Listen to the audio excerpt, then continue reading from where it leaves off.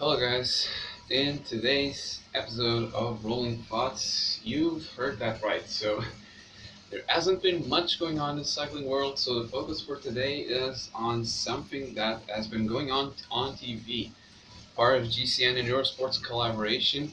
These last few days and in this weekend we've seen the 2015 Giro, and I'm going to talk a little bit about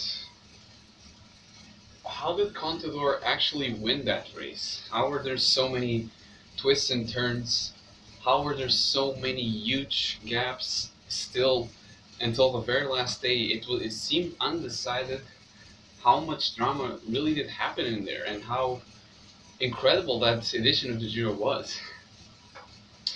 First of all, I'm gonna ask again, if you like my content, if you like these videos, please subscribe. Please consider that.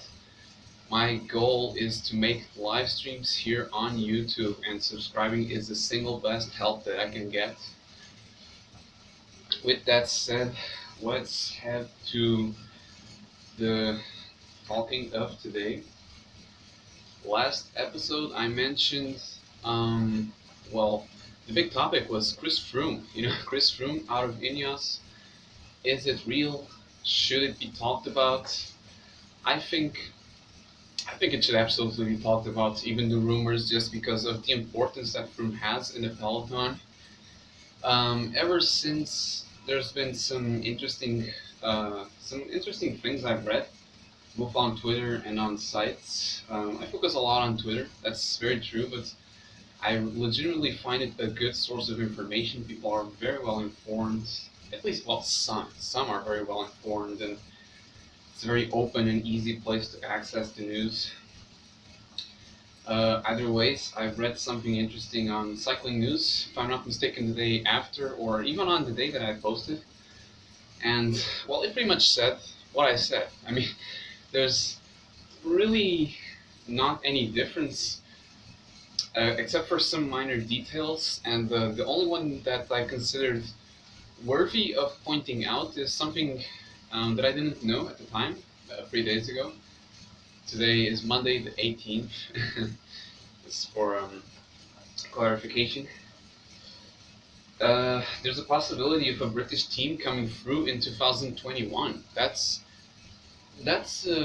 it's very interesting indeed, because we've seen that Ineos hasn't had the easiest of outcomes with the whole pandemic situation, but they have contract for some more years, so I think they're safe, but not having it easily. However, Great Britain is a place that has tons and tons of quality riders, and if there really is a new British team, well, with expectations of at least being pro-continental, but possibly world tour, it's an exciting prospect, and something else to add to the bucket list of places where Froome can end up going if he indeed leaves Ineos. So that's something interesting to be followed. Uh, the subtitle of the, well, not subtitle, but another thing that I clearly intended on mentioning today was cycling is back. Cycling is indeed back. So it's maybe not what we were expecting, but there's a UCI, well, all UCI races aren't allowed until the 1st of July, and that somehow opened ways for a new race, new for us, of course. I'm pretty sure that no one watching this video will have known about this race before this week, pretty much. If you have, congratulations, you really know your stuff. However, I didn't know. The HTV Cup, a stage race, almost like a grand tour. It's an 18 stage race in Vietnam. I'm not sure if it takes place alone in Vietnam, but it takes place starting tomorrow, May the 19th, until the 7th of June. If there are rest days, I don't know. I don't think so, but don't use me as a source. I'm only seeing some things I'm only saying some things that I've seen, and I may be wrong in something. but I've got the general picture. It consists of 18 stages. I believe it's only in Vietnam. It's not a UCI race, hence why it's allowed indeed to happen.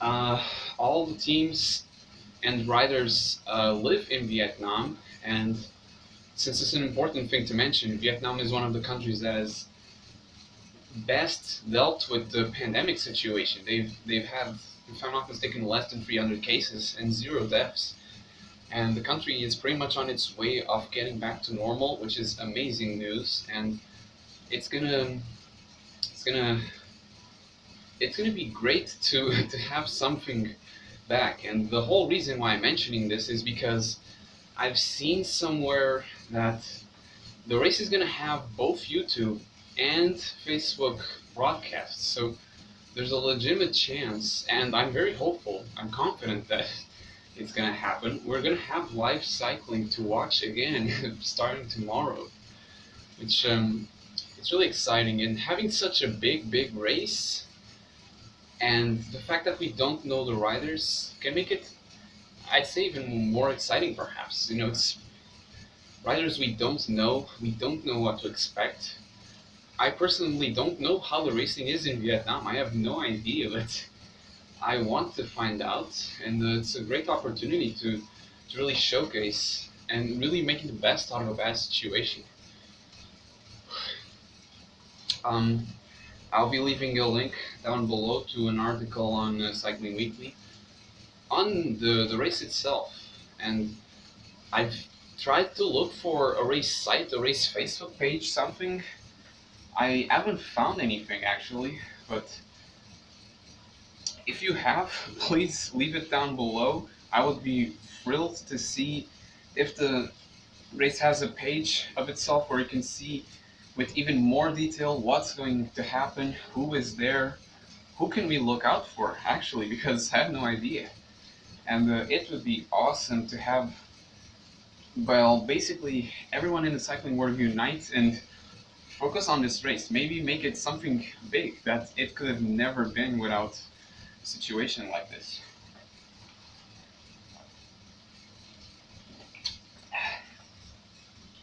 The heat has arrived in this bike shack. It's not a hot day at all. It's like 21 degrees or something like that, but the sun hits here all day long. And I have got no fan in here, as you probably can easily tell, as this is far from a professional setup. So I'm fighting with the heat, but I'm winning so far, so let's see if I can keep winning until the end of this. So, main topic of this video, let's dig into it. How did Alberto Contador win the 2015 Giro, his final Grand Tour? Doping or not doping, I'm not going to bring, I already brought it up, but I'm not going to discuss that subject. I don't have the knowledge to properly discuss that. I don't have any evidence, so I'm not going to talk about that. I'm going to talk about everything that's outside of that, pretty much. This is important to mention because what I was going to say is that 2015 was almost like the last year of the peak of his career. And he wasn't as strong as 2009, 2008, and that's why I said, you know what I said.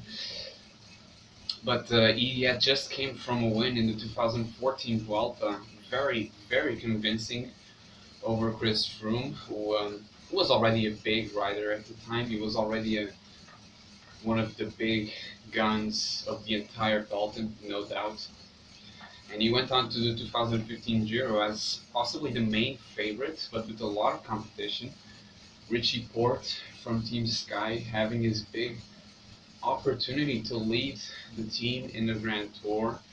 Didn't quite work out. He started very strong, but a series of punctures, crashes, bad luck, it ended his race pretty much.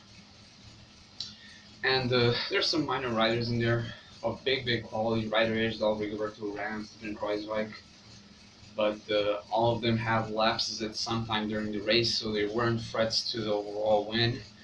The big boys were the Astana team. Scary Astana.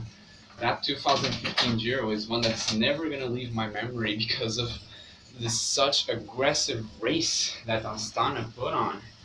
Day after day, hilly stages, mountain stages, there's twists and turns between even the flat stages where crashes would dictate so much, but on those big three, Fabio Aru, Mikel Landa, Contador, they all were affected by something at some point, I believe. Aru, I'm not mistaken if Aru was, but the other two were, definitely. And they were struck with bad luck, but none of them had something that really destroyed their race. So it was a race of getting some handicaps, but they were never eliminated from it, which was very exciting. So some stuff that happened during the race, well, first of all, it was great to see it back on TV. The three stages that were shown were absolutely incredible and so exciting. Top level cycling, no doubt.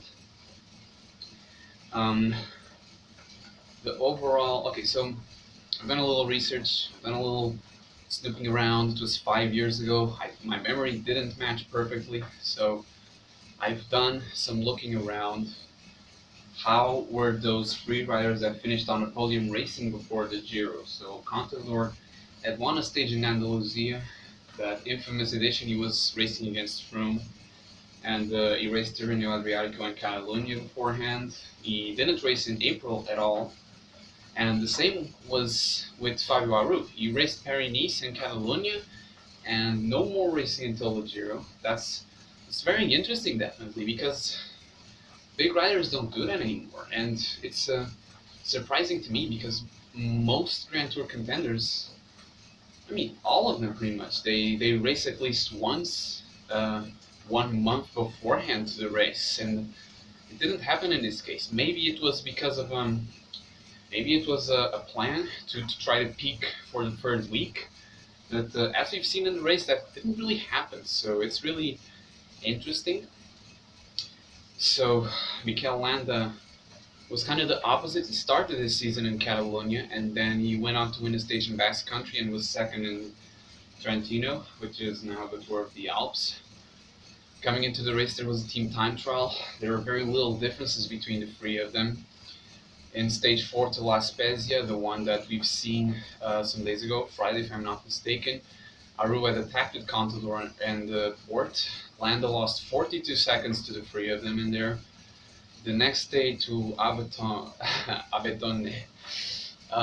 Landa lost another 13 seconds. It was a day where Contador was very aggressive. He went on to lead the race throughout that after that point. Stage 8 to Campitello Matese, if I'm not mistaken, that's how you pronounce it. I may be wrong though. Is where Astana really showed their strength in depth, with Aru attacking with Landa, then Landa counter-attacking. He won some time in that day. Aru was with Contador the whole time, and even Dario Cataldo was there in a very small group. Astana were completely surrounding Contador in his overall pursuit, but Contador was in the lead. In stage 9, there was another flurry of attacks. Aru tried again. He couldn't separate himself from Contador, except in the finish he did get the single second, but you know, a second doesn't mean much in a Grand Tour. Then there was somehow a resting period, and in stage 12, which finished on Monteverico, very similar actually to what happened in the Tour de France 2017 in the finish to Rodez. A very small hilltop finish that seemed meaningless. Aru lost 14 seconds, including bonifications from a very strong Contador finished second. Aru lost a lot of time. It was a rainy day. He clearly had a bad day. He lost some time in there. He was right behind Contador, but here he was 17 seconds away from him, if I'm not mistaken. In the next stage, though, Contador was involved in a crash. Landa was as well. They both lost They both lost some time, and Aru was in the lead coming for the time trial. And in my opinion, the time trial was really the decisive moment of the race because Aru lost 2 minutes and 47 on Contador, and Mikel Landa lost a whole heap of 4 minutes in that huge 59-kilometer time trial. I don't think there's been a single time trial in the UCI that's been bigger ever since that one in that Giro. That did some big damage. Aru was 2 minutes and 28 exactly away from Contador after that stage, and both Dario Cataldo and Mikel Landa were almost 5 minutes, and that was really the day that Contador dealt his blow. But I'll get on to that later, but this was very important. On the next day to Madonna di Campiglio, Mikel Landa took the win in front of Yuri Trofimov, if I'm not mistaken. And the next stage, what we've seen on Saturday, the Mortarolo, Contador punctured, Astana, well, Katusha pushed, but Astana helped a bit after. Aru completely cracked in the Mortarolo, and Landa went on to almost take the lead of Astana because he had a very strong performance. Aru completely had his bad day of the race. Contador, though, saved completely, and Landa was 4 minutes and 2 seconds behind Contador, and Aru was 4:52 after that day. It was huge gaps. They almost seem too big for someone who's still willing to contend a race only with the final weekend on site. Then on stage 18, with Landa second overall, it was Landa's time to puncture to the stage to Verbania, and right before Monte Alogno, the queen climb of that stage, big mountain, Landa punctured or was involved in a crash. I'm not exactly sure now. Tinkoff, they didn't go against fair play. I'm not going to say that they didn't. They were already pushing, and it was pretty much on the base of the climb. But Tinkoff attacked right away. Kreuzberg, Contador went solo throughout the whole climb pretty much. He had the company of Ryder Esdal, and both of them worked together to gain almost another minute on Landa and the roof. And that was another big blow, but it almost wasn't really necessary. It was more of a building a buffer, and that effort really showed in the next few stages, or maybe it didn't, but there was an improvement by Aru. And on the final weekend, boy did he fly. Fabio Aru won. How much time did he win? I have it written down in there. He won 3 minutes and 43 on Contador on 2 stages, one to Cervinia and the other to Sestriere after the Col de Finestre, which is what we seen yesterday. Another big stage by Astana. They looked dominant again, and with Contador cracking. And there are many people who look at that edition, and if they're right or wrong, I don't know. That's not for me to judge. But I've seen a lot of people not criticize, but just underplay Contador's win. It was like he only won because, well, who knows because, but a lot of different reasons are given. I don't remember them now, actually, but I've seen a lot of people downplay that Contador win. And got me thinking, because it's something that I've had in mind for a long time, but never really wrote about it. And how did really Contador win that? He crashed twice on that race. The first stage, I don't remember which one. Maybe it was stage 7. He crashed and had a problem in the shoulder. He crashed on stage 13, lost time there. He cracked on the final weekend, lost a lot of time. And Astana were always there. So it kind of leaves that question: how did Contador still win that? And some say consistency, but he wasn't really consistent, was he? I mean, the amount of time he lost in the final weekend is, well, it's almost the opposite of consistency. It's almost, he lost the time where he shouldn't have lost the time, and his luck was that he had built a big buffer over the last 2 weeks beforehand. So that really leaves the question: how did he win that? And the answer isn't on Contador itself, and the reason isn't on Astana itself.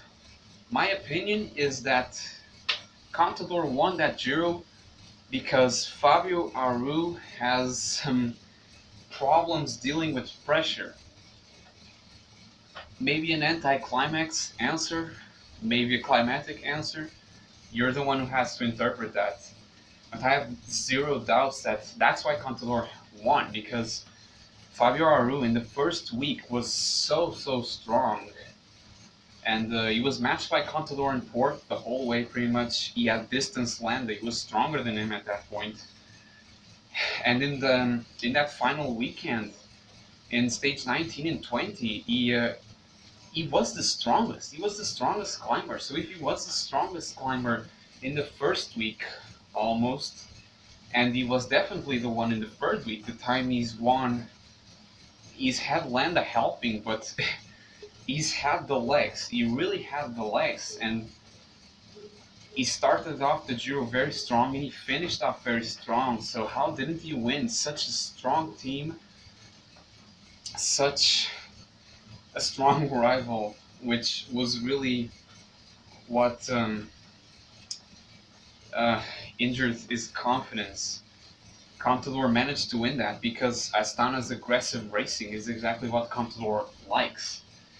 If we were dealing with a rider, well, any other rider in that race, Astana would have taken it, no doubt. And if they were against riders in currently, riders like Roglic, Dumoulin, Thomas, I have another name missing now. They are very strong riders, but they wouldn't have resisted Astana, in my opinion. They were just so aggressive, so many attacks, and that aggressive way of racing is what Contador likes, and that's how he survived Astana during the first week. And what happened is that Aru completely bunked in the second week, and it really is an issue that for me is important for Fabio Aru, because, well, in the last few years he's clearly had problems with the iliac artery, if I'm not mistaken, that hasn't allowed him to be at his top performance. But what I'm mentioning is the period before that. In the Tour de France 2017, I perfectly recall that. He was in the yellow jersey after an incredible climb to La Planche de Belleville.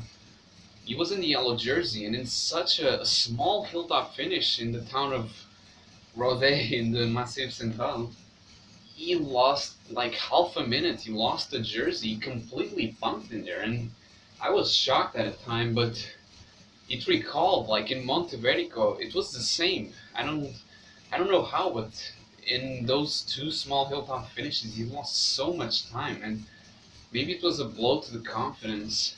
Aru went to the time trial, 2015 Giro, back to the right here.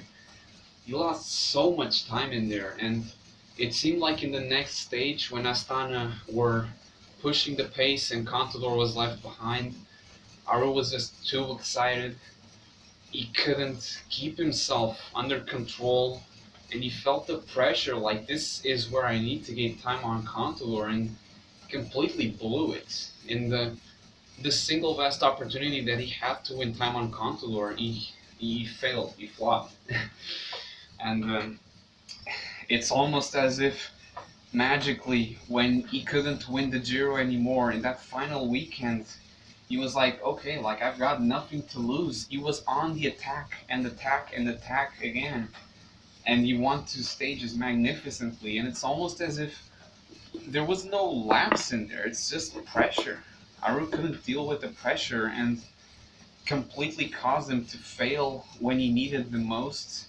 And the amount of time that he lost on the Mortarolo and on the time trial, it took him out of the race pretty much. The race for the win. That isn't to say that if there was an additional mountain stage after Sestriere, he could have even taken the Giro. Could have happened, but it didn't. You know, it's a weird situation. And if we look at the only Grand Tour that Aru won, which is in that same year, the Vuelta, I can clearly say that he won that because he wasn't affected by pressure at all, really. He was never in the red jersey until the last day, actually, if I'm not mistaken. The pressure was on Tom Dumoulin throughout the whole race, pretty much. And in those summit finishes in the second week, the pressure was on Rodriguez to attack and win time on Dumoulin. And it was almost like a Quintana and Rodriguez have to attack him because they're not strong in the time trial. And Aru was just following wheels. He was attacking when his moment was right, but the attention was never on him.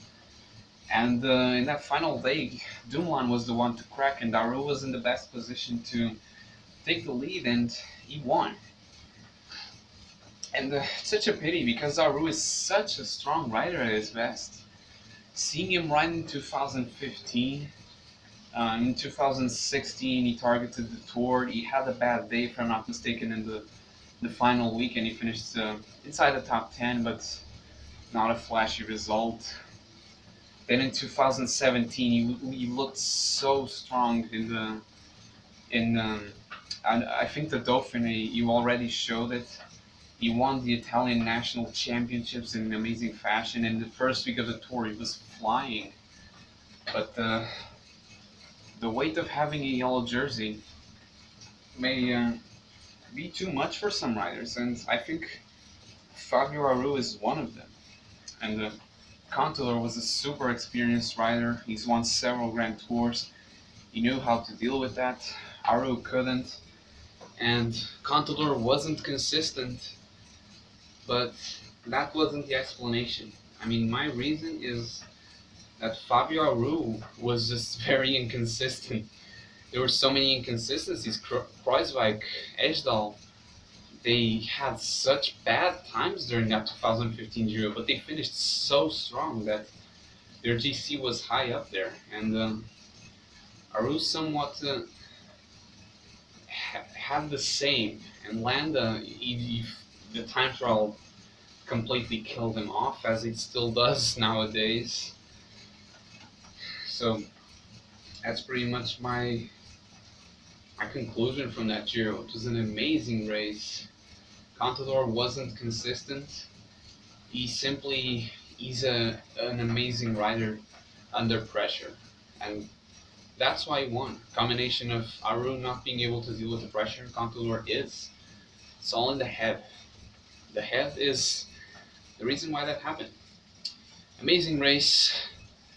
The 2016 Giro is coming up next. It was even more amazing, I would say. Those final 2 weeks, I loved Steven Kruijswijk. I was so happy to see him almost taking the win of that Giro. It was so dramatic, and the way Nibali came back to take that edition, just amazing, really. And I may mention that in the next episode, not in the next, and in the coming one to that one. In the meanwhile, let's just try to enjoy some cycling in Vietnam. Remember to subscribe if you like this content. I'll be back in the next one. God knows what I'm going to mention, what continuation will there be from this subject. However, if you have a different opinion on how Contador won that Giro, and if you found anything that I've said not accurate, maybe a bad opinion, maybe something that I'm wrong, feel free to comment. I'm open for criticism, open for anything that you would like to say. Thank you for watching this. If you made it this far, don't forget to subscribe if you like this comment. I'll see you in the next one.